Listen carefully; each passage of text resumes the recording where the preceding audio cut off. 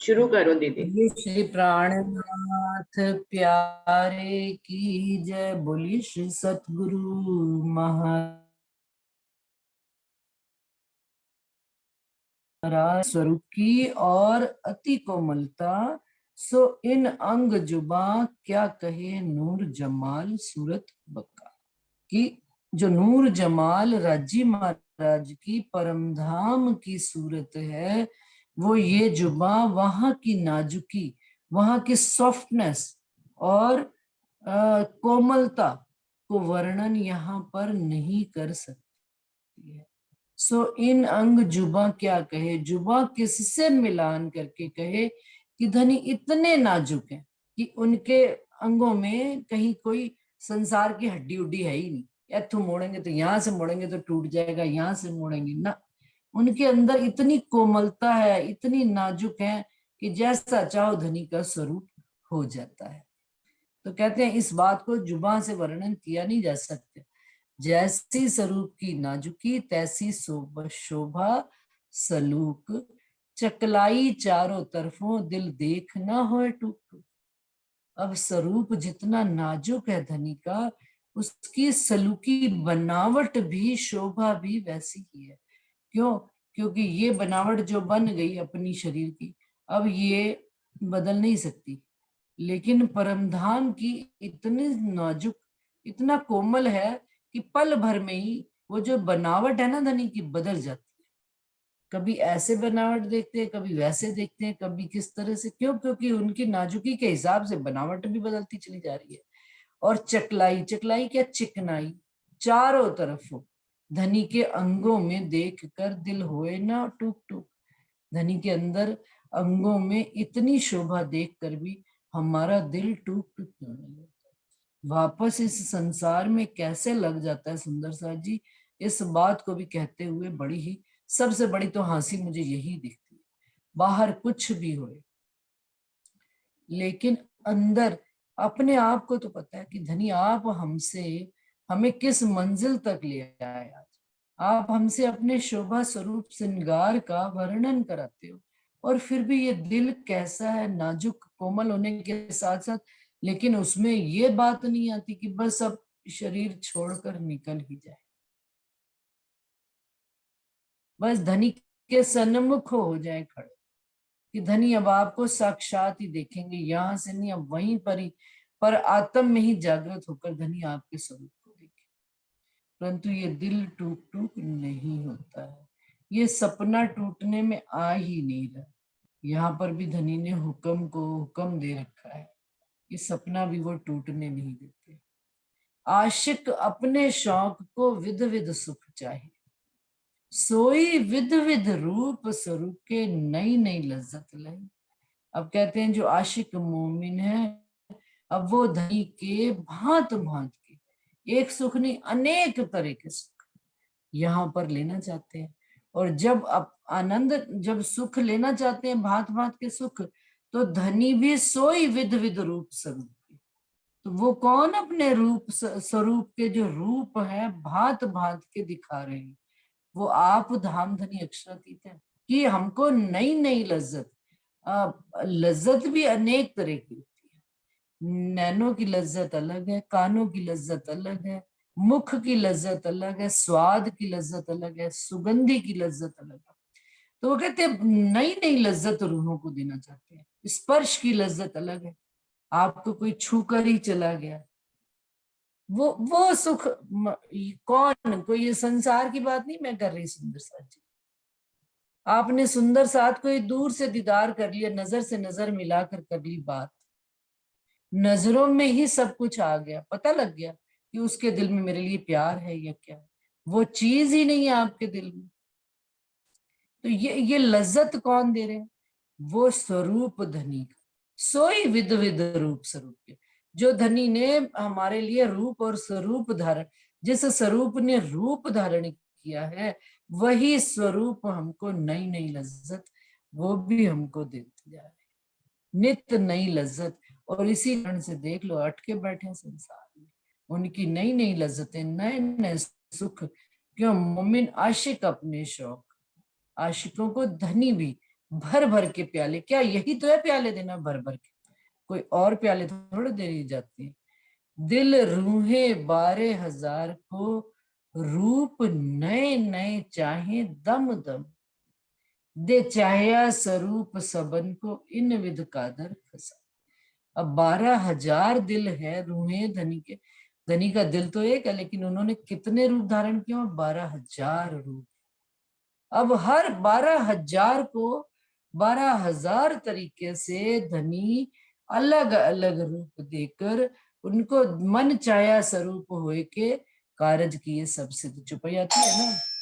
तो वो उन्होंने सब सुंदर साथ को देकर सब स्वरूप धनी ने सबको यहाँ पर नई नई लज्जतें दी। कोई इलम में ही मस्त है, कोई धनी के गर्क है, इश्क में, वाहिदत में, सुंदर साथ के प्यार में, कोई सेवा में, कोई काहू में मगन, कोई काहू में मगन, कोई सेवा पूजा में, कोई भजन गाने में, कोई चर्चा करने में। क्यों? क्योंकि सब चीजें क्या दे रही हैं? सुख, नई नई लज्जत धनी की दे। ये बातों होगी। और जैसे जैसे वो जिस काम में, हम जिस सेवा में चलते चले जाते हैं, सेवा है धनी की, हम धनी की सेवा करते हैं तो धनी हमको उसके फल पर, कहते हैं ना कि कोई भी काम करो तो उसका जब रिजल्ट मिलता है तो दिल में और खुशी आती है कि भाई अब और बढ़ के हम ये काम करेंगे। पढ़ाई करते हैं, फर्स्ट आ गए, और अच्छे से पढ़ते हैं कि भाई अब टॉप करना है। तो धनी की राह में चलते चलते जब रूहों को नित नए, क्योंकि नहीं तो रूह तो अटक जाए, रूह तो संसार में ही रह जाए, रूह पे आगे कोई आगे से रिस्पॉन्ड ही नहीं आ रहा। लेकिन धनी तो साध कर एक बेर 10 बार रिस्पॉन्ड करते हैं। मैं साध करूं 10 बेर, धनी हमको हमारे एक अच्छे काम पे हमें 10 बार 10 कदम आगे बढ़कर आते हैं हमारी तरफ। और यदि हमने एक कदम गलत उठा लिया तो 10 कदम हम स्वयं पीछे चले जाते हैं।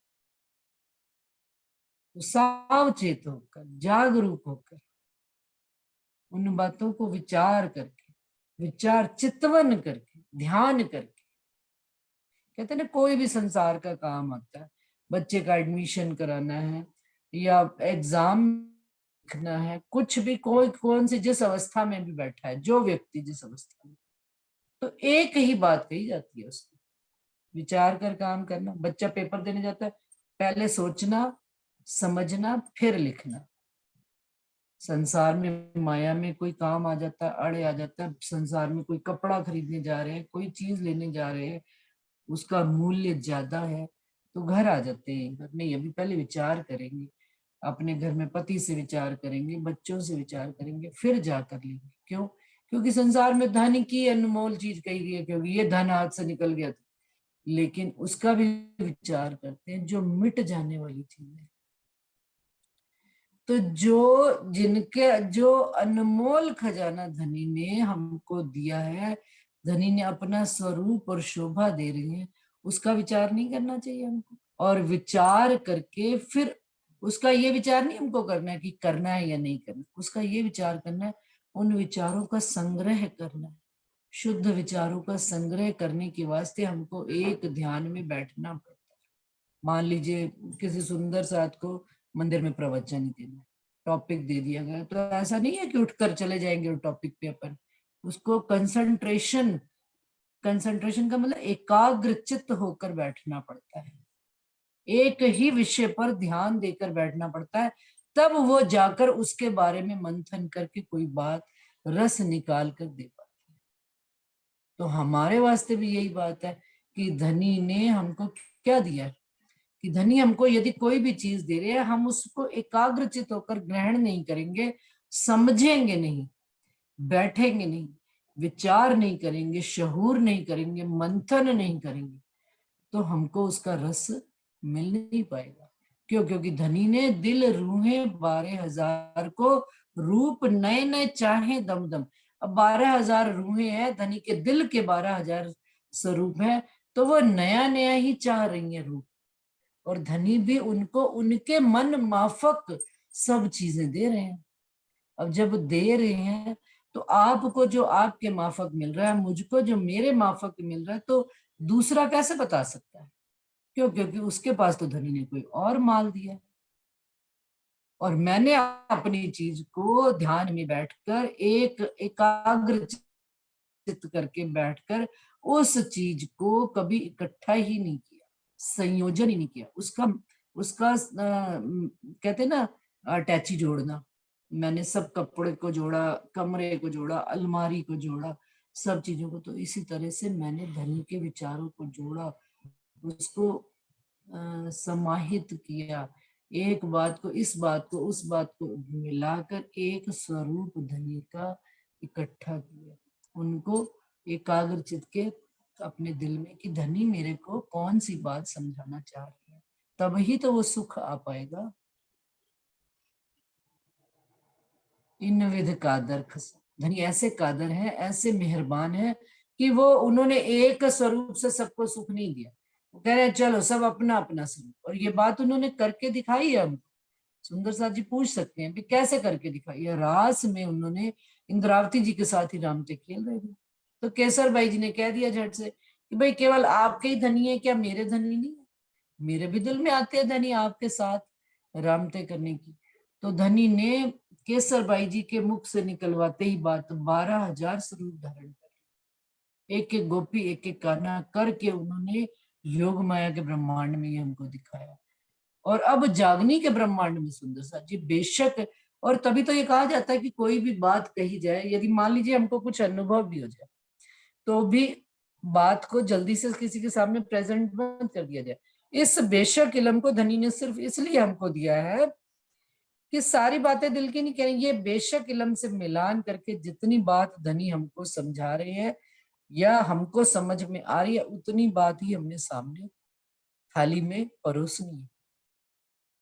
तो ये मौज है कि सबको यहाँ पर अपना अपना निज स्वरूप धनी ने दिया है, और उस निज स्वरूप के साथ विचार करके और इस बेशक इलम से मिलान करके हम अपनी बात निश्चिंत होकर कह पाते हैं, और निश्चित होकर कह पाते हैं, तहकीक होकर कह पाते हैं कि ये तहकीक ऐसा ही धनी ने कहा है। रूहे दिल सब एक ही, नए नए इश्क तरंग, दिल तो सबका एक ही है, एक मूल दिल से हम जुड़े हुए हैं, धनी का दिल, और रूहों के दिल में भी वही दिल आया हुआ है, लेकिन नए नए इश्क तरंग।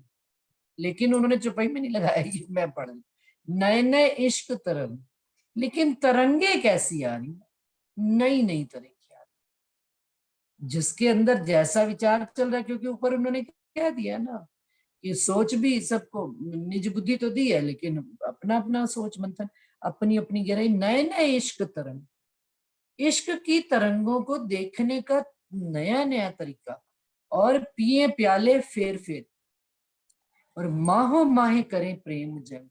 और फिर वो क्या करती है रूहें, पहले रूह खुद प्याले बार बार पीती है, धनी मेरे को क्या कह रहे हैं बात, धनी मेरे को क्या समझा रहे हैं बात।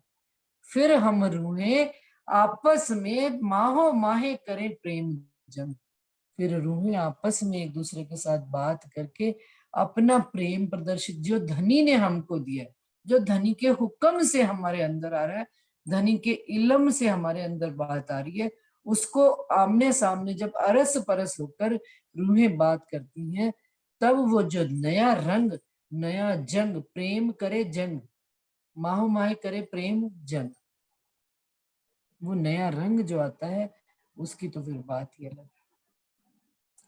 ये बारीक बातें अर्श की, ये बहुत बारीक बातें हैं, आंखों से दिखने वाली बातें नहीं है, ये जाहिरी पहनावा नहीं है, ये जाहिरी मुकुट कम्बल नहीं है, ये सब बारीक बातें, अंदर छिपी हुई बातें हैं, बिना मोमिन न जाने को, ये मोमिन के अलावा और कोई जान नहीं सकता। मोमिन भी सो जाने, अब मोमिनो, पहले तो उन्होंने कहा, कह दिया इंद्रावती जी ने कि ये बारीक बातें अर्श की केवल मोमिन ही जान सकते हैं, लेकिन उसके ऊपर भी उन्होंने एक और पॉइंट लगाया, मोमिन भी सो जाने, मोमिनों में भी मोमिन केवल वो जानते हैं जिनको आई, जाको आई फजर खुशबू। मोमिनों में भी मोमिन, वैरायटी में भी वैरायटी, आम खासल खास और खास। कहते हैं ना, ये हमारा आम कमरा है, ड्राइंग रूम है, जिसमें सब कोई आ सकते हैं। और भी चलिए, तो इससे भी पहले नीचे चलिए, घंटी किसी ने बजाई, बाहर के बाहर ही निपटा देते हैं उसको। आम अपने आम बैठक में भी नहीं लाते हैं। फिर जब हम बैठक में जिसको लाते हैं, तो बैठक में भी व्यवहार हमारा अलग तरीके का होता है। आया, बैठा, 2 मिनट में पानी पिया और चलता बना। फिर और कोई दूसरा और उससे थोड़ा सा ऊंचा व्यक्ति, अच्छा व्यक्ति आता है, मिलने जुलने वाला, सामाजिक प्राणी, जो हमारे समाज से जुड़ा हुआ या कहीं पर भी जुड़ा हुआ, तो वो आता है। तो उसको भी उसी ड्राइंग रूम में मिल रहा है, उसको चाय के साथ बिस्किट नमकीन खिलाकर भेज देते हैं। लेकिन और भी कोई सुंदर सा जी, इसके बाद भी कोई और आता है जो मेरा बहुत प्रिय है, जो सिर्फ मेरा और मेरा ही प्रिय है, जिसको वो मेरे दिल की बात जानता है और मैं उसके दिल की बात जानती हूँ। उसके लिए हम क्या करते हैं, भाई पता लग जाए उन्होंने आ जाना है, ड्राइंग रूम भी अच्छी तरह से साफ करेंगे और घर में पहले से चेक कर लेंगे खाने पीने का क्या क्या सामान रखा है। क्योंकि प्रेम का प्रदर्शन संसार में तो ऐसा ही होता है भाई, कोई आया तो उसको अच्छे तरीके से, कोई बूढ़ा बुजुर्ग आया उसके लिए रसगुल्ला ले आए, कोई कोई ड्राई फ्रूट्स रख दिया, कुछ भी जैसा भी, मतलब कैसे। देखिए सुंदर सा जी, हमारा व्यवहार का तरीका भी कितनी भांति का है। तो धनी के साथ, धनी कह रहे हैं मोमिन तो सारे एक जैसे हैं, लेकिन मोमिन भी सो जा नहीं। अब मोमिनों में भी मोमिन, कौन से मोमिन, जाको आई फजर खुशबू, जिनको फजर की जागृत होने की खुशबू आ रही है, उनके साथ फिर धनी को भी उनको रिझाने का अलग ही मजा आता है। और धनी भी उन्हीं रूहों को जागा रिझाते हैं जो उनकी बात को कैच करके प्रैक्टिकली उतर जाते हैं मैदान में। तो धनी कहते हैं वाह, मजा आ गया। लालदास जी के साथ इतनी क्यों शिव जी की पटती थी, मतलब अंडरस्टैंडिंग थी कह लीजिए, केमिस्ट्री बड़ी अच्छी थी। क्यों अच्छी थी? क्योंकि लालदास जी, धनी के अंदर बात आने से पहले ही उनके मुख पर बात आ जाए।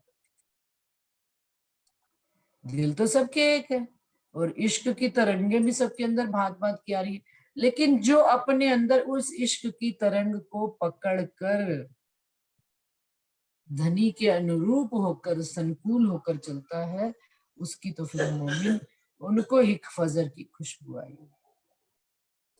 जो कछु बीच अर्श के पशु पंखी नंग बन, शोभा बानी कोमल खुशबोए रंग रोशन।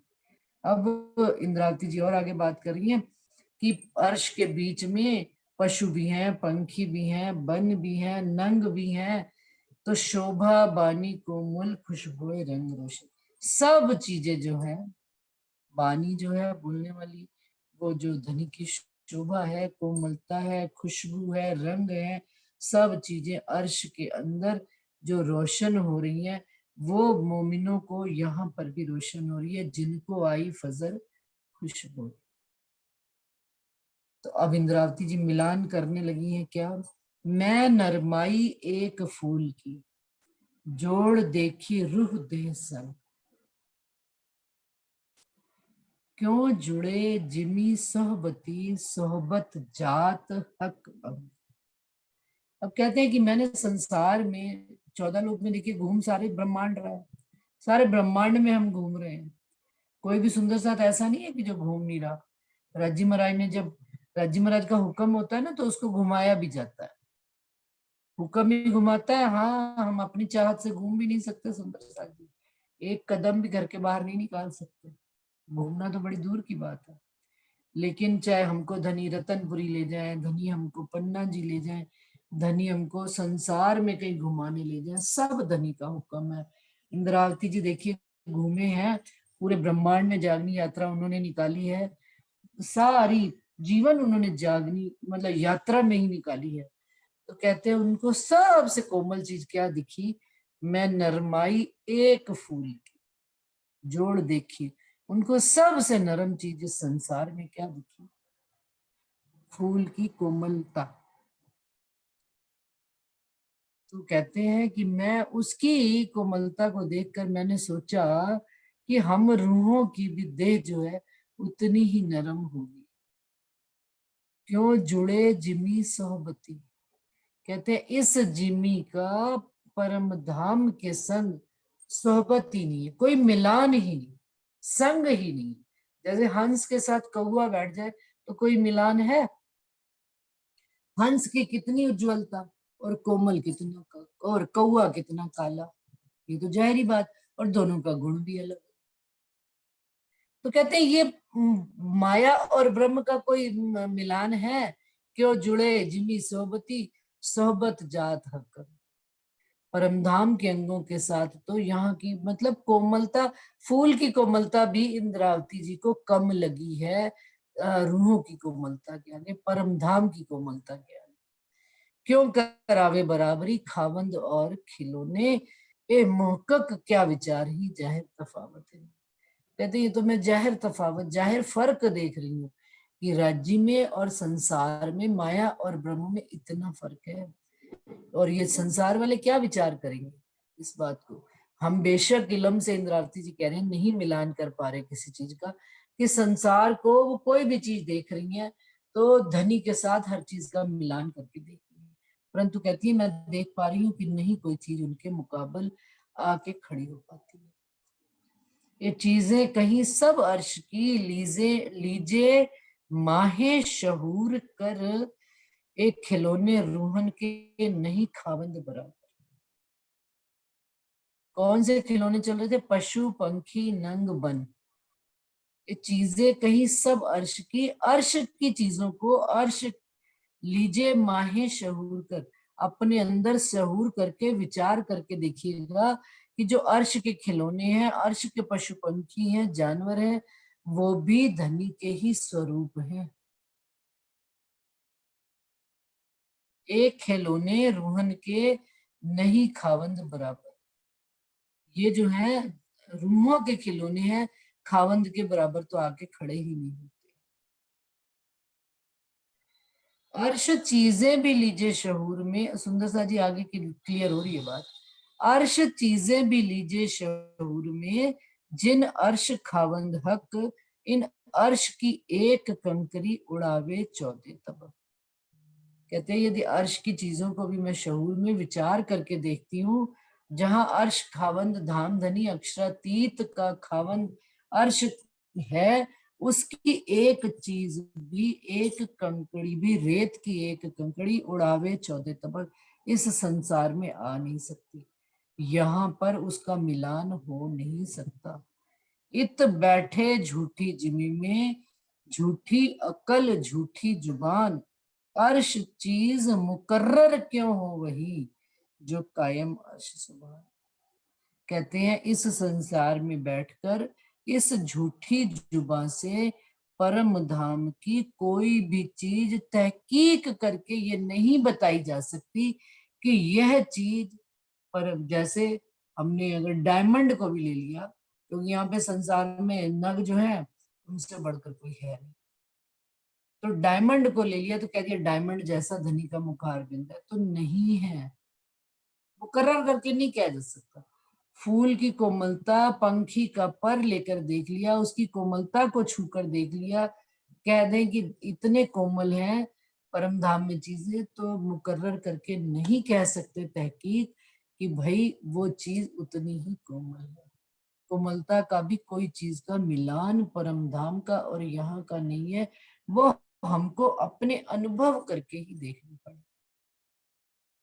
अपने दिल में रूह को धनी जैसा जैसा अनुभव कराते चले, जितनी जितनी कोमलता का एहसास कराते चले, वही निश्चित है, बाकी कोई भी चीज नहीं। अर्श चीज न आवे अकलें, इन अकलें तो क्यों आवे इत, तो क्यों आवे रूह मूरत, जो ए भी ना आवे सहूर में तो क्यों आवे हक सूरत। वर्णन करना अर्श का, तिन में भी हक जात, इत नूर कल क्या करे जित, लदुन्नी गोते खात। ये वाली बात आ रही है कि अर्श चीज न आवे इन अकले, इस अकल में अर्श की चीज का कोई मिलान के लिए कोई चीज खड़ी ही नहीं होती है। तो धन कहते हैं रूह की सूरत, रूह की मूरत कैसे खड़ी हो जाए कि मैं अपना स्वरूप देख लूं, इंद्रावती जी कहते हैं और फिर अपना स्वरूप तो क्या, और किसका वर्णन करने चले इसके ऊपर, तो क्यों आवे हक सूरत। धनी की सूरत कैसे शहूर में, विचार में आ सकती है जब अपनी ही मूर्त नहीं है। और इसको अरस परस करके देखें तो जब धनी की सूरत नहीं आ रही तो अपनी सूरत कहाँ से दिखी। क्यों? क्योंकि आपकी पहचान के बिना मुझे मेरे स्वरूप की कहाँ से पहचान है। मुझे आपके ही स्वरूप को देखने में, समझने में जीवन गुजर गया, तो अपनी सूरत और अपना स्वरूप कहाँ खड़ा हो। इतनी वहां पे नाजुकी, इतनी कोमलता, इतनी सॉफ्टनेस, इतनी सलूकी, इतनी बनावट। और वो चौपाई चल रही है, खिन खिन में श्रृंगार बदले, क्योंकि 18 चौपाई से उन्होंने विषय बदला था। लेकिन ये भी कह दिया था हुक्म इलम के अलावा यहाँ पर उनके अलावा कोई नहीं कहूं कि, हुक्म और इलम के अलावा, भाई हुक्म इलम बता रहा है कि धनी के अलावा तो और कहीं कोई है ही नहीं। हर चीज में या तो इंद्रावती जी धनी की सूरत को देख रही हैं, और मिलान भी यदि करती हैं तो फिर क्या देती हैं, यहाँ पर कोई चीज धनी से मिलान होती ही नहीं। एक रूहे और खिलौने, देखो इत भी तफावत, सूरत हक हादी रूहे, देख जो कहा में वाहिद। कहते हैं यहाँ पर ये भी तफावत, फर्क करके देख ले कि हक हादी रूहें, राजी श्यामा जी रूहें जो वाहिदत का ही स्वरूप कहलाते हैं, और खिलौनों में 14 तबक्के। बक्का चीज जो कायम, परमधाम में जो भी चीज है, तिन जरा न कबू नुकसान, उनका वहां पर कोई भी नुकसान हो सकता नहीं। और जेती चीज इन दुनी की, सो सब फना निदान। अब देख लीजिए जमीन आसमान का फर्क है। संसार में हर चीज खत्म हो जाने वाली है, मिट जाने वाली है, और परम धाम में जो भी चीज है, मिटने का तो काम ही नहीं, नुकसान होने का भी काम नहीं, अखंड आनंद में चेतन तत्व है वहां पर। और जेती चीज अर्श में ना होए पुरानी कब, और परम धाम में कोई भी चीज पुरानी होती ही नहीं, नित नौतन। यदि धनी का खिन में नित नौतन श्रृंगार आ जाता है, तो रूहों का भी नित नौतन श्रृंगार आ जाता है। पशु पंखियों के भी रंग बदलते हैं, अर्श परम धाम के भी रंग बदलते हैं। रूहें चाहे तो मानिक पहाड़ कितना ऊंचा दिखे, रूहें चाहे तो वो जिमी के साथ लगता हुआ दिखता है, रूहें चाहे तो पुखराज पहाड़ की अनंत ऊंचाइयों में चढ़कर चली जाए, और रूहें चाहे तो पुखराज पहाड़ के अंदर गहराई में उतरते उतरते उतरते कितनी ही गहराई में उतर जाए। तो ये परमधाम की उन गहराइयों का, उन शोभाओं का वर्णन, अनंत अनंत ऊंचाई, कितनी ऊंचाई उड़ के देख सकते हो आप, हवाई जहाज में उड़कर देखो कितने ऊंचे उड़ते हैं। और गहराइयों में उतर के देखो तो समुन्द्र में उतर के देखो कि कितनी गहराइयों में हम उतर सकते हैं।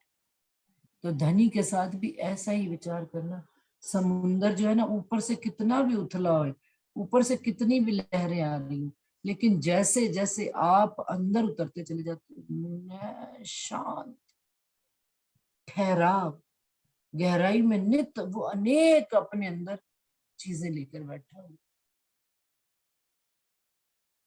तो हमारे अंदर भी धनी के स्वरूप का वर्णन करते हुए वैसी ही बात होनी चाहिए, कोई हल्की नहीं, कोई ओछी नहीं, कोई कहीं पर भी स्वप्न अवस्था में भी धनी का स्वरूप और शोभा का, कि कहीं उनकी शान और शोभा में कहीं कोई कमी ना हो। तो जेती चीज अर्श में ना होए पुरानी कब, नुकसान जरा ना हो गई, ए लीजिए शहूर में सब।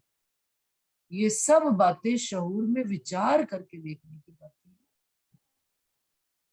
खाली कहने भर की बात नहीं है।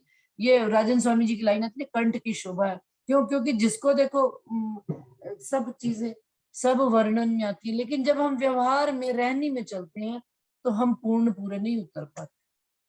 उतनी बात की गहराई को जान कर, समझ कर कही, तब जो बात समझ कर कही होती है उसकी गहराई को, तो दो कब जरूरी नहीं होता कि संसार में हम खड़े हैं तो हमें हर बात का जवाब देना ही आवश्यक है। किसी ने हमको कोई भी बात कही है, हमें उसका जवाब देना आवश्यक है। क्योंकि धनी की साहिबी पर बात आती है, उनका हमारे अंदर कितना असर आया है, इस बात पर जब बात आ जाती है तो चुप रहना ही बेहतर, कि अपने आप उसको धनी समझाएं, कि हमें बात समझ में आई है या नहीं। हमें कब तक कोई समझाए? समझाते रहो, लेकिन जो बात हमारे अंदर उतर चुकी है उस बात को कोई दूसरा निकाल ही नहीं सकता। तो ये बात सब कैसी है? ये लीजिए शहूर में सब। इन सारी बातों को जब हम शहूर में लेकर अपने अंतःस्करण में उतार लें, चित्त में। कल प्रकाश हिंदुस्तानी सुंदर साथ जी पढ़ रही थी, तो कहते हैं जो चित्त माफक चले तो होए ना नुकसान। मतलब मुझे वो चौपाई पूरी याद नहीं है ऐसे तो, लेकिन उसका मकसद जो चौपाई का कहने का भाव क्या था कि चित्त माफक, गुणंग इंद्रियों के माफक नहीं होकर चलना। चित्त माफक होकर चलेंगे तो कभी भी गलती नहीं होगी, क्योंकि चित्त में गुणंग इंद्रियां नहीं लगती। गुणंग इंद्रियां ऊपर की बात, ऊपर की लहरें। इस कारण से विचार विचार विचार, ये जो वेदे सकल संधान, धनी की हर बात को, किसी को भी कोई भी बात कहने से पहले उसको 10 बार विचार।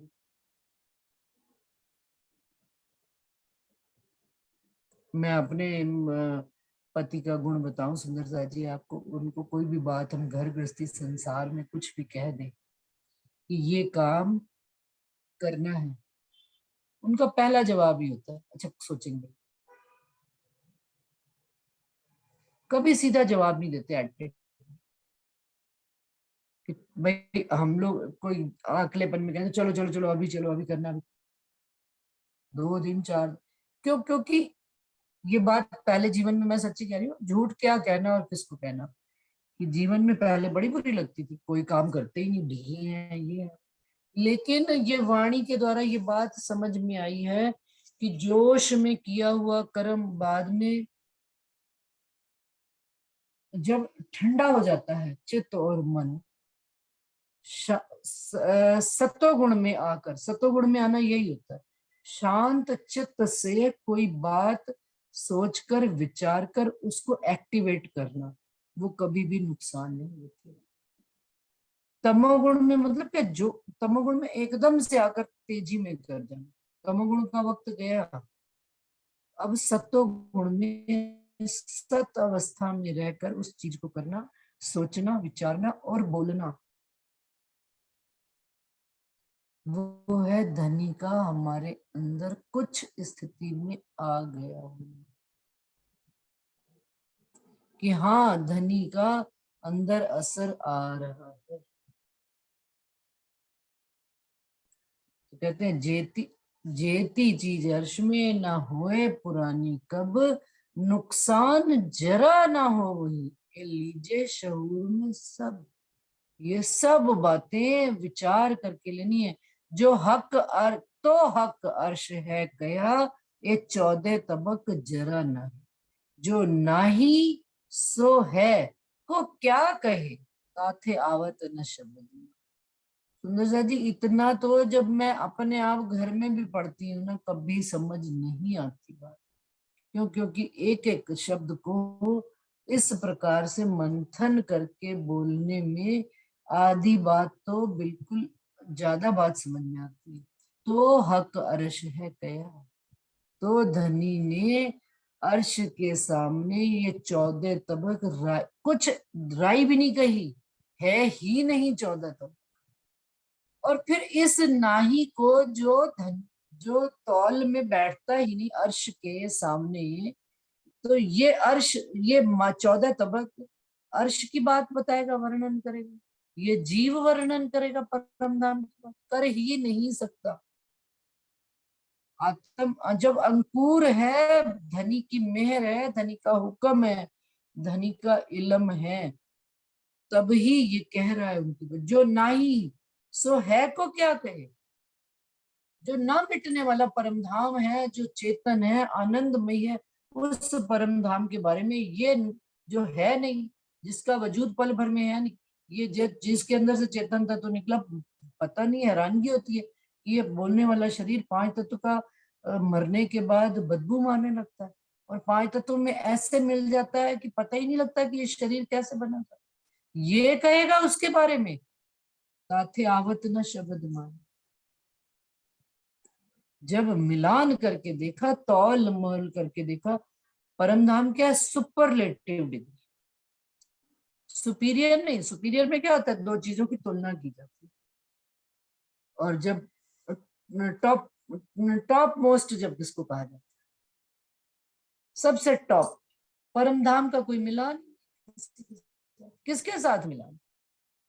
कोई चीज ही नहीं है संसार। संसार की कोई चीज परम धाम के मिलान में आती नहीं, शब्दों में भी नहीं आती, मिलाती नहीं। बस सुंदर सा जी 45 चुप्पी पे चुप्पी दोहरा रही हूँ, क्योंकि फिर आगे विषय बदलेगा, वो कल करेंगे।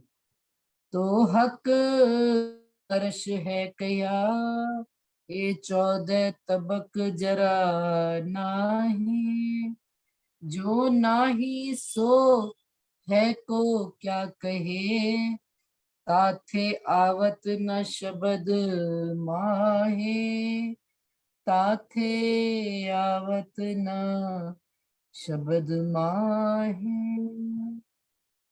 प्रणाम जी सुंदर सा जी, सब सुंदर सा जी के चरणों में कोटान कोट प्रणाम जी। प्रणाम जी। इंदु जी प्रणाम जी। प्रणाम जी। प्रणाम जी। प्रणाम जी सुंदर सा जी। प्रणाम जी। प्रणाम जी। प्रणाम जी। प्रणाम जी। प्रणाम। प्रणाम जी। प्रणाम जी। प्रणाम जी। प्रणाम जी वर्षा। प्रणाम जी। प्रणाम जी।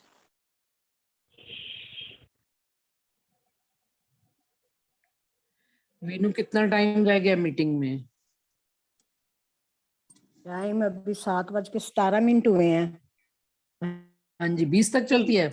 हाँ जी। 3 मिनट रह गए दीदी, 3 मिनट।